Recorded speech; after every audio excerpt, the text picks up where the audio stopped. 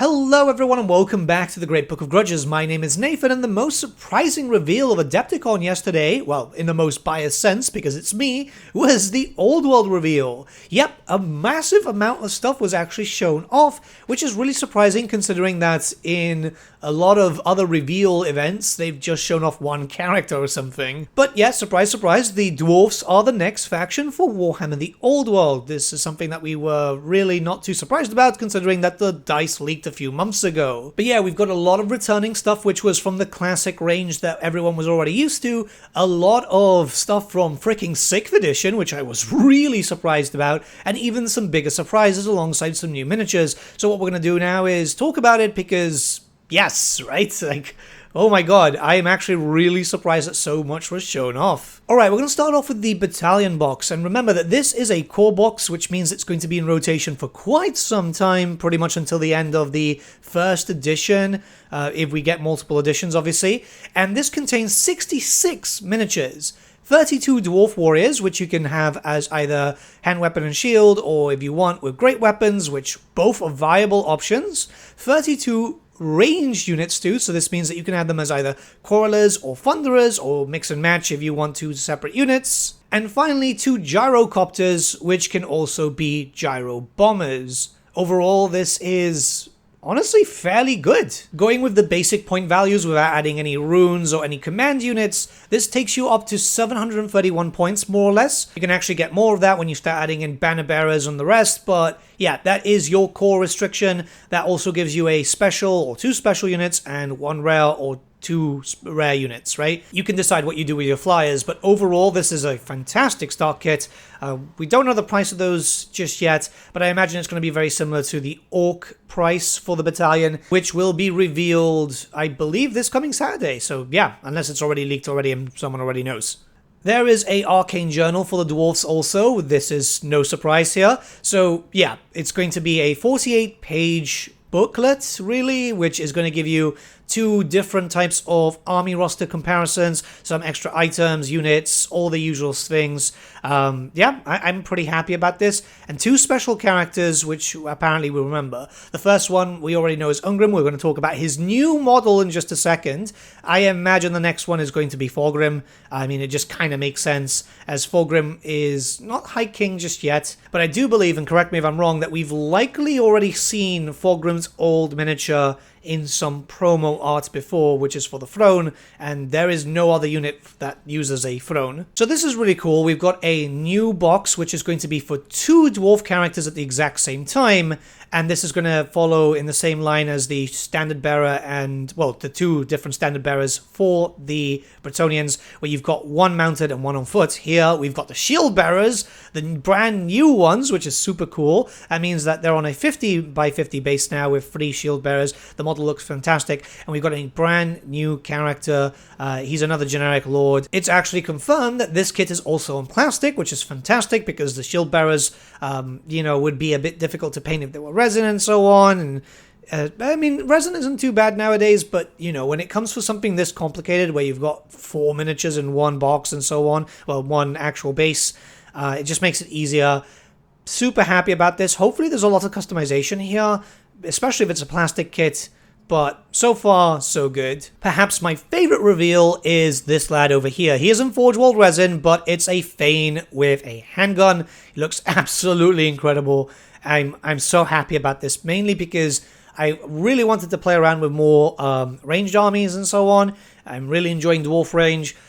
It's nice to have a Lord option with it. I mean, you can do it anyway, but yeah, without the gun, it's not really what you see is what you get. So yeah, super happy about this. I'm so surprised that we finally got this option after so many years of waiting. No more weird kit bashes, and that means that I can actually use Grim Berlickson's model as an engineer as it was intended.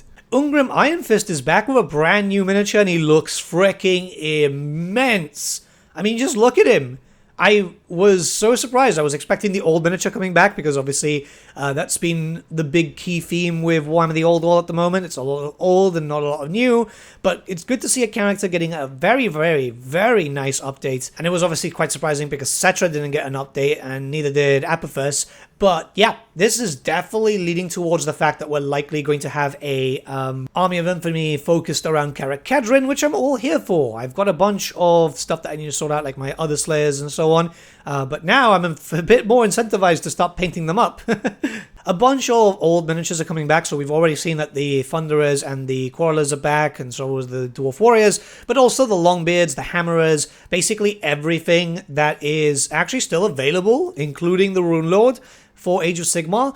The Warriors and stuff aren't still available, but that means that if you want to pick up some, like, pretty heavy elites, you can already do so. I mean, that was always going to be the case anyway. We've seen art of these anyway, but super keen on this. It looks like they're going to be coming in boxes of 20, so pretty keen for the, Iron Drakes, which currently I believe come in boxes of 10. I imagine that means that they're going to be taken out of Age of Sigmar's rotation eventually for the case of the Cities of Sigmar for the Dwarden. But we just have to wait and see because they've just done a big announcement for 4th edition for Age of Sigmar, which they said that a bunch of stuff is being changed. So yeah, they've also said and confirmed that that's not all. Regiments are joined by the Slayer of Legends, the King of the Oathstone, so Belagar's old model, the Runesmith, and the cannons which can also build organ guns, so that's all super cool. Some old Forge World stuff is coming back too, which includes the BSB, the Slayer character, and obviously the Thane on foot. I'm a big fan. I've actually got the BSB. You've seen it on the channel already because we've done a Dwarf Battle Report. Very, very keen on this because, I mean, the banner is just absolutely special. I know that there's a lot of people that wanted that banner for their armies too because, I mean, it's a very, very special BSB, so it's good to see that coming back. There's a number of really cool metal stuff coming back, so obviously the Anvil of Doom is something that they've shown off. Very classic model, but that means that also the Grudge Thrower, the Bolt Thrower, the Flame Cannon, that's all coming back, same as some Master Engineers. I'm imagining a lot of people are going to be very happy about it. I myself am very pleased. I don't have a flame cannon as far as I've been able to see, so it'll be nice to be able to buy one. And also, who doesn't want another Anvil of Doom, right? There are so many things returning. It's so cool. And this isn't even the best one. So, the Doom Seekers and the Goblin Hewer are coming back, which is absolutely amazing. Those were introduced during 6th edition during the Storm of Chaos. Very, very cool models. Stuff that, by the way, if you're more of a Total War fan, that's what's kind of expected for Thrones of Decay for the Dwarfs. So, super happy about that. I was just so weirdly surprised because Doom Seekers are just some of the coolest freaking models. Goblin Hewer also very, very cool. We know that Slayers are coming back as well as the Slayer Command. This kind of solidifies that we're going to be getting a Slayer Army of Infamy, and I'm all for it. Also, Joseph Bogman's car is there from the early 90s, which is insane. And some Imperial Dwarfs too, which is super, super weird. It threw me off. There's more to talk about that in just a second, but yeah.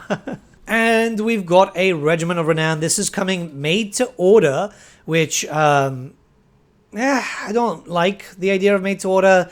Stuff just appears and then disappears very, very quickly. Hell, I'm still waiting for the Bretonian stuff I ordered. But yeah, people can't buy it after a certain window. But yeah, it's the Dragon Company coming in 2 sets. Again, not very keen on that. It should have just been one if it's only available for a certain amount of time. And what is really special about these guys is that they're not going to be featured in any book.